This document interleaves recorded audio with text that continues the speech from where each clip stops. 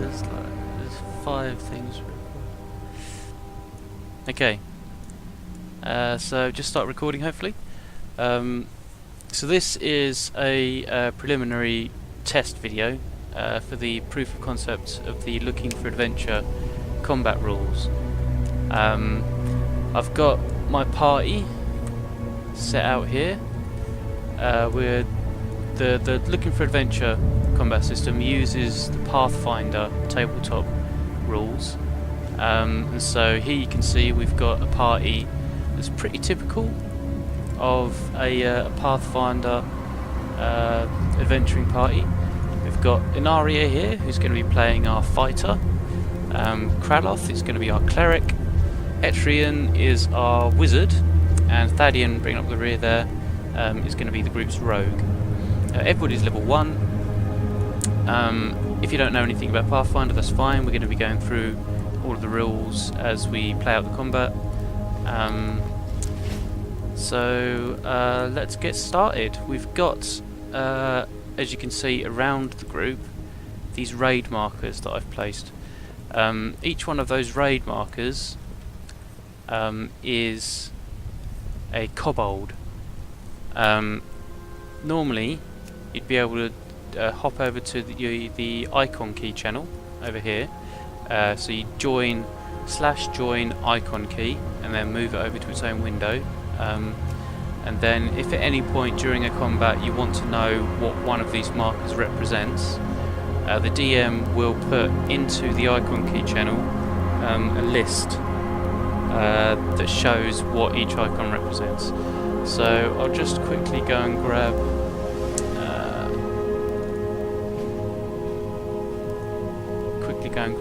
the text that I need to copy into the game in order to create an icon key channel entry. I'm just going to be using text from an adventure that I've written that's going to be set in Duskwood. Okay, so we're going to be using this one. Grab all that, copy, back into the game. Okay, so for this I'm using an add-on called Paste, which is right here. That allows me to paste text into the game that includes breaks, so I can enter in multiple commands all at once without having to create a macro for it. So this one's a kobold as well. So you can see here the /C icon key, that is a command that will enter the body of the text into the channel called icon key, and then these squiggly parentheses around these words here will create the raid icons in the chat, and then what each icon represents is written afterwards. So paste and close, and then that will bring up down here what each icon represents. Boop. So at any time during the combat, you can see it here when it's initially entered, but during the combat, while everybody's chatting to each other in raid, and all of the attacks that people use will put messages into raid and everything like that. But if at any point somebody wants to see immediately what all the icons represent, they just hop over to their icon key channel and everything will be in there all the time, all together. So as you can see, everything's a kobold. Okay, so we're going to start off combat with everybody rolling for initiative. So I'm going to be tabbing between all 5 of my accounts here because I'm controlling all of the players. So let's start off with Ynaria. She's going to get a 7. Then it's Etrian, gets a 10. Then we've got Kraloth, who can stand the hell up, gets a 17. And then Thadian, who needs to stand up as well, gets a 19. Now you can see there that Thadian has put a raid message into raid chat. That is part of everybody's macro. So whenever you use the macro for initiative, it will roll your initiative roll and put that message into raid chat so that it's extra super clear what it is that you're actually doing. The reason that the other 3 players didn't put messages into raid chat is because those are all starter accounts, which is why all of these guys are only level 20, because that's the cap that you can reach from the starter account. To show you how macros function completely, we'll be seeing that with Thaddeon each turn, because he'll be making all of his rolls with his macros and putting messages into raid chat, so you'll be able to see how everything works properly through him. I'm just going to move that to a new window so it doesn't keep interrupting there. Okay, so and everything else has just disappeared. That's a bit odd.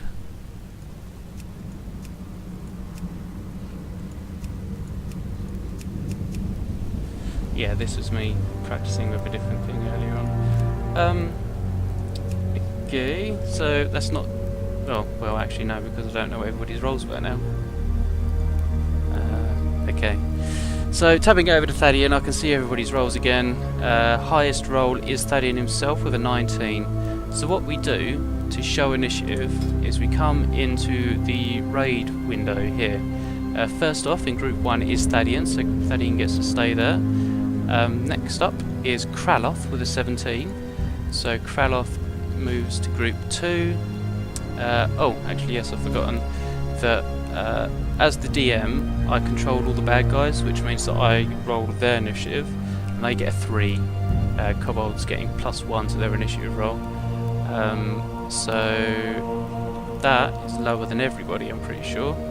Yep, so after Kraloth is Etrian, so Etrian goes into group 3, Ynaria is next going to group 4, and then me, representing the kobolds, going last, going to group 5.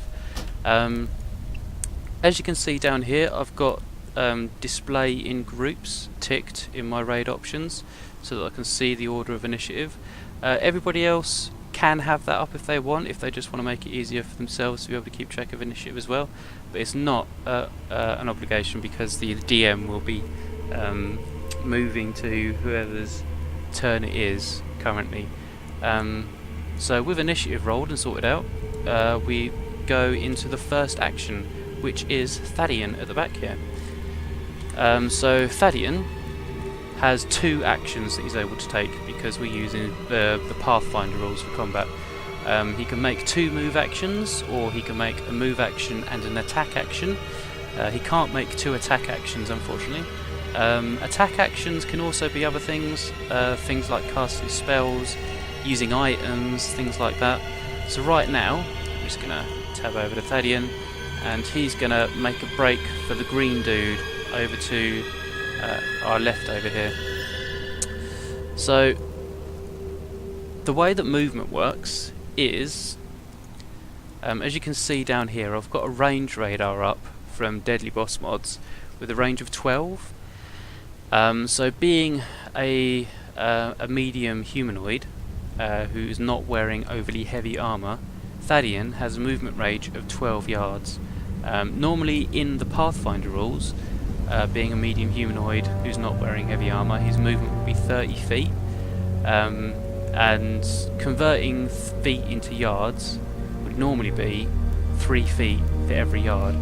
However, I've chosen to go with 2.5 feet to every yard for the Looking for Adventure system. That's for a couple of reasons. The first one is just because it gives the people in Looking for Adventure more range, which compensates for the outdoors environments that tend to be a lot more open than Pathfinder combats tend to take place in, and also a lot of the inside environments as well. You'll see this as combat continues. To me at least, even with using 2.5 feet rather than 3 feet per yard, some of the ranges can still feel a bit short, so that may even get taken down to 2 feet per yard at some point. But for now we're going with 2.5. So Thaddeon has a range radar up that shows 12 yards. So the way that movement works is he can move anywhere he likes as long as he keeps Thrago's dot within the red circle. So he's going to move over here and get within melee range with the green icon, and because he's still got Thrago's dot within the red circle of his range radar, that means he's moved less than 12 yards, which means that it's a perfectly acceptable movement action that he's taken there.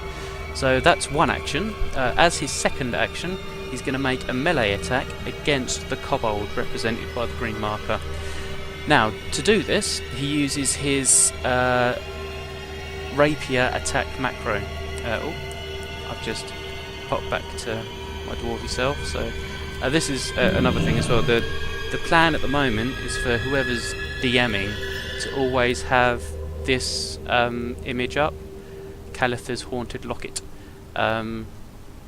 It just helps differentiate you from all the players, whilst allowing you to keep all of your gear equipped, which will be pretty helpful if you're playing games in higher level areas where the DM needs to be clearing out mobs all the time. It gives you a slightly ghostly appearance, which sort of makes you feel more like this person's not actually here, and yeah, it helps solidify in everybody's minds who the DM is in every game if every person who's DMing always looks the same apart from the weapon they're carrying on their back. And the good thing about Calitha's Haunted Locket is it's got a 15-minute cooldown, but the buff lasts for 30 minutes, so you can have it up indefinitely. So Thadian is going to use his rapier to attack this kobold here, and he's going to be using his rapier attack macro to do so, which is thus. So there we go. So as you can see there, it's put a message into raid chat showing what action he's taking. He's attacking with his rapier. Gives you a little bit of information there as well. It shows that you need a 22 or higher to have a chance of being a critical attack, and if it is a critical attack, it will do twice as much damage as normal. He's rolled a 23 here, which is high enough to potentially be a critical, and he's rolled 3 damage. So in order to try and confirm that it's a critical, he's got to roll one more attack, and that's plus 13, and 13 is not enough to hit a kobold, so the original attack still hits, but it doesn't do twice as much damage. If he'd rolled 15 or higher on the second roll to hit, then he would have done 6 damage because it would have been doubled. So at the moment, Thadian has hit the green kobold and done him 3 points of damage, which puts the green kobold down to 2 hit points, all the other kobolds still being on 5 health. So that's Thadian's turn over. He's taken 2 actions, 1 movement action and an attack action. So next up is Kraloth. So we're going to move over to Kraloth. Let's just get him stood up. So I'm going to stand as exactly as I can be bothered where Kraloth is standing, and then Kraloth is going to do whatever he wants to do. So he's going to bring up his range radar, which is the same as Thadian. He's a medium creature. He's not wearing heavy armor, but he's wearing heavier armor than Thadian is. Thadian, as you could see from his character model, was wearing leather armor. Kraloth is wearing, let's just tab back to me. Kraloth is wearing, as you can see there, he's got a chain shirt on with just gloves and some pants. He's also armed with a large wooden shield and a warhammer. Thadian just has a rapier, as well as some throwing daggers. So Kraloth is going to make a movement action to get into melee with red here. That's far less than 12, so it's a perfectly fine movement action there. Then he's going to use his second action to take a swing at this kobold here with his warhammer. So let's use his macro there. There we go. So Kraloth hit armor class 12, potentially doing 6 damage. But unfortunately, a hit of 12 is not enough to hit a kobold, as their armor class is 15. So Kraloth's used a movement action, he then used an attack action, but unfortunately wasn't able to hurt anybody. Next up is Etrian. So let's move over to her. Let's get her stood up. There she is. Biggity bing. Okay, so there we go. Etrian has got a movement of 12 yards as well, so let's bring up her movement radar. Okay, she is going to... okay, so she can see blue and white. And she's going to send a magic missile at the white kobold there. So she uses a magic missile macro, dealing 4 points of damage, not quite enough to kill him. That's the white kobold right there. So I'm just noting down the hit points of everybody on a piece of paper. As normally in a game of Pathfinder, the DM would be keeping track of the kobold's health behind his DM screen, and he wouldn't be telling the players how many hit points kobolds have got left. But I'm just trying to be a bit more clear so that people have more of an idea of what's actually going on. Okay, so Etrian's made her attack action, which was to cast a spell. She cast Magic Missile, which did 4 damage to the skull. And she's not going to take a movement action, she's going to stay where she is because she doesn't want to get any closer to any of the kobolds around her. Next up is Ynaria. So we're going to move over to where Ynaria is. I'm just going to tab over to her, get her stood up. No, that's Etrian. There we go. Okay, so from here, Ynaria can see that the red kobold and the green kobold at the back are both being engaged. She wants to try to protect Etrian here, so she wants to try and sort of get in the face of white and blue. So let's bring up her range radar, and she's going to move over here to engage white. There she goes.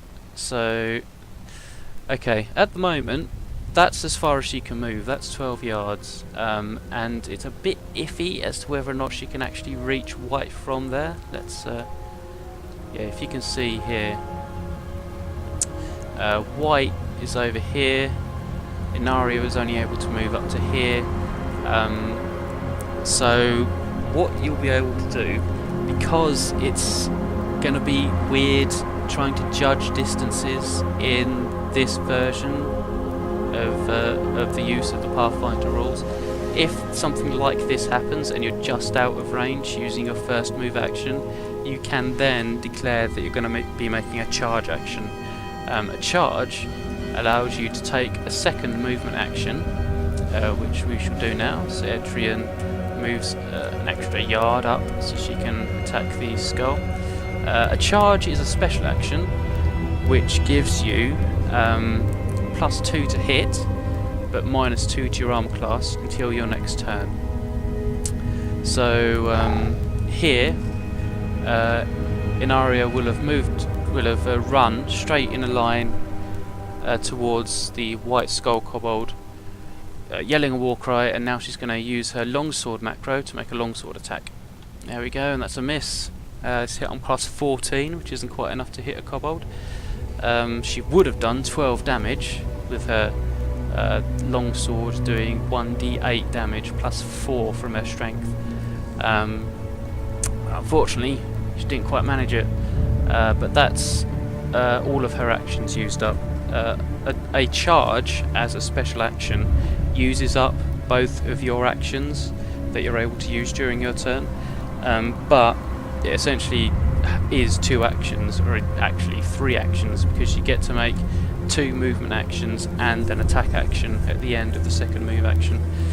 Okay, so now we're going to be moving on to the kobolds. Okay, oh no, tapped into the wrong account, stick it back there, get back on Thrago, there we go. Okay, so now the kobolds are all going to act. So we've got 3 kobolds who are currently engaged in melee, so we're going to do them first. We're going to start off with Red. Red's going to have a stab at Kraloth with his little kobold spear. I'm going to be rolling the kobold's dice with actual dice off screen. This is probably what I'm going to be doing during sessions, although I think I will actually try out rolling them in game for a few combats and then ask people afterwards which they think is a better way of doing it. But for now, I'm just going to be rolling the kobold's dice rolls off screen. So Kobold gets 1d20 plus 1 to try and hit Kraloth. Kraloth's armor class, I'll just hop in and check his armor class, get him stood up. His armor class is 16, so this Kobold needs a 15 or more to hit, and he rolls a 4, which is a miss, and he's not going to make a movement action. Next up, we've got Skull, who's going to do the same thing, trying to skewer Ynaria with his little Kobold spear. He gets a 16 with his plus 1, making it 17, but Ynaria is a fighter wearing scale mail armor, as you can see there, which is heavy armor, and she's specialised with her shield. And the combination of a heavier armor and using a shield that she's specialised with, as well as her bonus to her armor class from her dexterity score, gives her an armor class of 20. So that's actually a miss from that Kobold. Now we've got Green is going to take a stab at Thadian. He hits armor class 11. That's almost definitely a miss. I'm just going to double check Thadian's armor class. Let's get him stood up. Thadian's armor class is 17. Now you may notice that's higher than Kraloth, and Kraloth is wearing a chain shirt, which gives him a decent amount of protection. But the reason Thadian's armor class is so high is because of his dexterity modifier. Being a rogue, he's very dexterous, which is the same, essentially the same sort of stat as agility is in World of Warcraft. So rogues in World of Warcraft, their highest stat is agility. Rogues in Pathfinder, their most useful stat is dexterity, because it allows them to dodge things. You could use certain weapons with dexterity as a bonus to their hit, rather than strength as a bonus to their hit, all sort of things like that. So that Kobold misses, so now we've got, oops, still on the wrong account, let's get him turned back around, let's go back where he was. Okay, so now we've got Moon still has to act, and the blue square still has to act. So in order to see movement distance for NPCs, the thing that I'm doing at the moment is putting my hunter's pet where the NPC is, targeting him, and then I'm using an add-on called Range Display Finder, which gives me a rough estimate of my range from the thing that I have targeted. So you can see here I've just gone over 5 yards. Kobolds have a movement of 8, I believe. Where are we?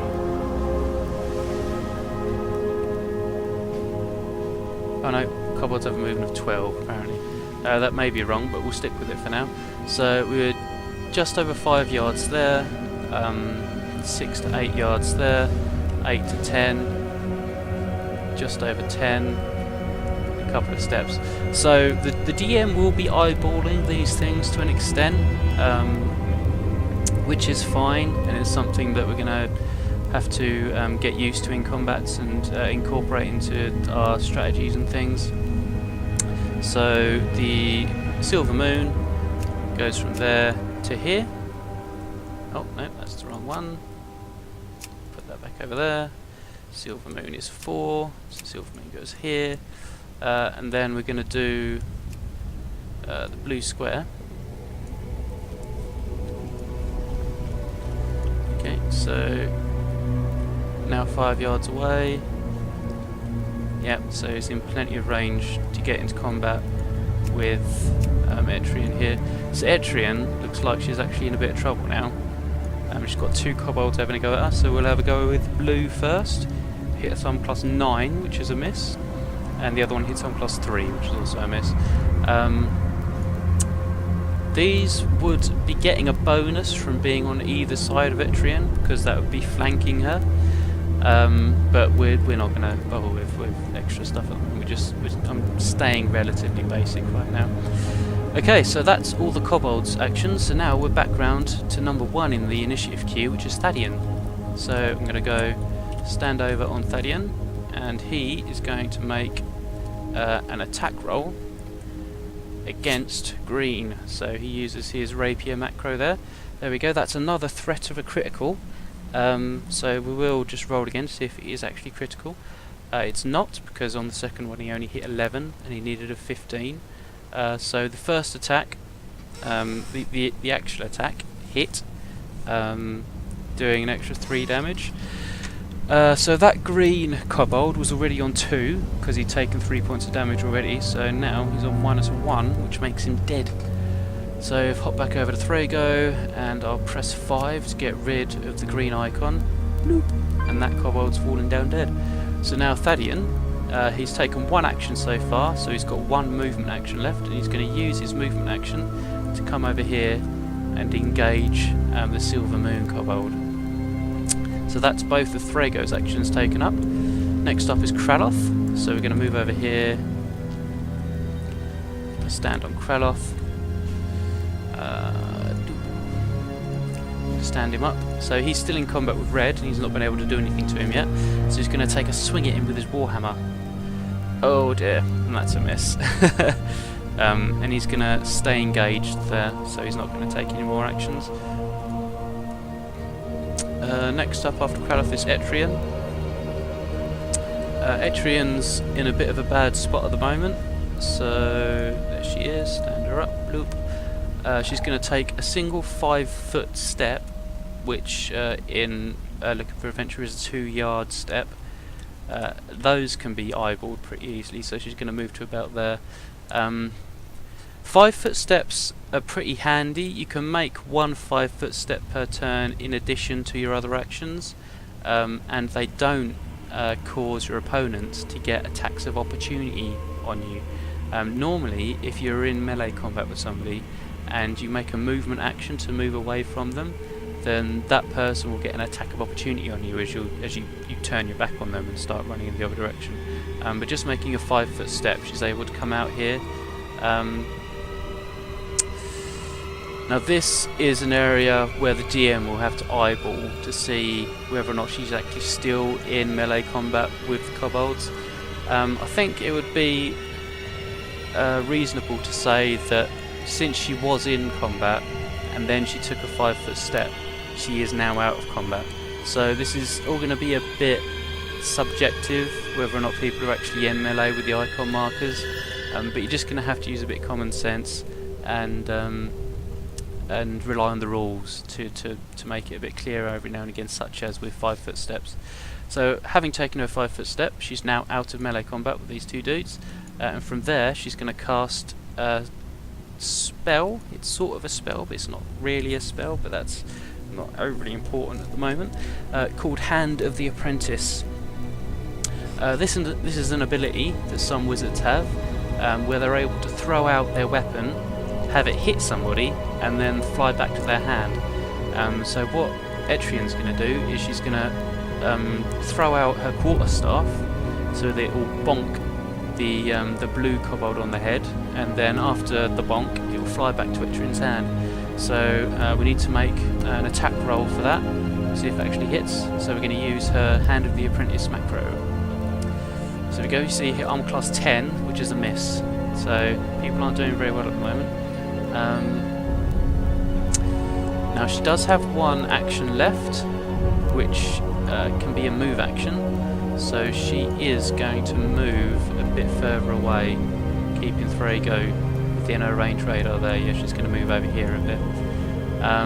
Okay, next up is Ynaria. So we're just going to move over to Ynaria. Her first action is going to be to just tab back into Ynaria. There we go. Stand her up. Her action is going to be to take another swing of the longsword at the kobold in front of her. There we go. So she hit on class 19, which is very much a hit.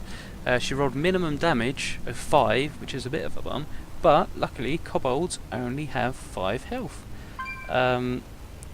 So that kobold has been absolutely annihilated. It's just put her longsword straight down between its eyes, down through its throat, into its rib cage, and yeah, it's falls to the floor in 2 pieces. So that's one of Ynaria's actions.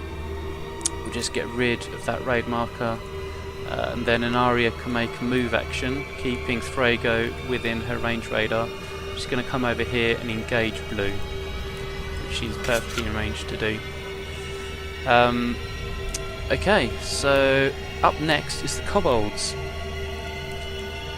and as you can see now, all of the kobolds are engaged in melee combat with somebody. We've got the red kobold here, it's engaged with Kraloth, the silver moon kobold here is engaged with Thadian, and the blue square kobold here engaged with Ynaria. So we're just going to make a few attack rolls to see if anybody gets stabbed. Start off with red, attacking at Kraloth, hitting armor class 5, which is a miss. Blue, attacking Ynaria, hitting armor class 16, which is a miss on Ynaria. And then the silver moon, attacking Thadian, rolling a 10, which is also a miss. Now we're coming back round to Thadian's turn. Thadian's not going to move, but I am going to stand him up. The lazy bugger. He's going to attempt to skewer this kobold with his rapier. He only hits armor class 10, which is a miss. He's not going to take any further actions. He's just going to stand there and keep that kobold engaged. Next up is Kraloth. Kraloth's going to take a third swing of his warhammer at this kobold and try and bloody hit it with the thing. Hit on plus 21, which is a hit. Did him 5 damage, which is enough to kill it in 1 hit. So red is dead. So I'm going to go back onto Thrago. I'm going to remove red. Now it's Etrian's turn. She's over here. Etrian's going to try using her Hand of the Apprentice attack again. Because the kobold, she's going to be shooting it at the moon. So because the kobold that she's shooting it at is in melee combat with somebody else, Etrian's going to get a -4 on her to hit, but it's better than nothing at the moment. So let's see whether or not she manages it. She does not. She hits a total of armor plus 6, which is definitely a miss. And she's not going to use her movement action, she's just going to sit there now. So next up is Ynaria. So come over to Ynaria, there she is. She's going to swing her longsword at the kobold standing in front of her. She hits armor class 11, which is a miss again. She should really be doing better than this, but okay, so now we're back round to the kobolds again. Okay, so Moon is going to take another stab at Thadian, hitting armor class 15, which is still a miss on Thadian's armor class of 17. And then the blue kobold at Ynaria hits armor class 12, which is another miss. So we come back around to Thadian again. Thadian stabs out again with his rapier, missing with an armor class 8 hit. And then we've got Kraloth. Kraloth turns around and he should be making a movement action to engage the blue kobold here. And then he's going to take a swing with his warhammer, hitting armor plus 5. Wow, yeah, the dice are not with people today. And next up is Etrian. She's going to make another attempt to bonk somebody on the head with her magical flying quarterstaff. So she uses her Hand of the Apprentice. That is very much a hit. She's got a huge bonus to hit with the Hand of the Apprentice because it's a wizardy thing. So she hits a total of armor class 22, but she only deals 3 damage, unfortunately. That was at the moon kobold, the silver moon dude, doing him 3 points of damage, putting him now down to 2. Next up we have Ynaria, who's going to take another swing with her longsword, hitting on plus 23, which is definitely a hit. Doing 9 damage, which is almost double what you need to do to kill a kobold in one go. So she, mighty backhand, enters the kobold's ribcage under one arm, exits through the opposite collarbone, and he collapses to the floor in 2 pieces. So the blue square marker disappears as that kobold dies. Next up is the last kobold. So just ignoring the fact that kobolds will probably try to run away at this point, we're going to continue trying to stab Thadian. So that kobold hits an armor class of 11, which is a miss. Then coming back round to Thadian again. Thadian makes another attack with his rapier, hitting and dealing 6 damage. That's potentially a crit. The kobold's dead, but let's see if he confirms the crit anyway. He does not confirm the crit. But that kobold is now dead. So we get rid of the moon icon. So there's the entirety of the combat. We started out with the party moving through this area in what would be a normal sort of party formation, with the 2 heavily armoured people up front, the mage in the middle and the rogue bringing up the rear. You probably, there will be different situations where you want different formations, like you might want to have the rogue up the front because he's better at spotting things than everybody else, so you'll be able to see things before the rest of the party reach them and things like that. But yeah, we started off rolling initiative. We displayed what the initiative order was for the entire combat that everybody could follow. The rolls were a bit bad, which meant the combat lasted for longer than I was hoping it would do. So it probably dragged on a little bit and got a bit boring, which I apologise for. But yeah, hopefully that all made sense. I've got a feeling that I haven't explained the Pathfinder combat rules properly, but hopefully what you saw made sense. The fact that people could move a certain distance, that their macros showed a certain their macros showed the right information for the actions that they were taking. Yeah, okay, so I'm going to leave it there, and thanks for watching.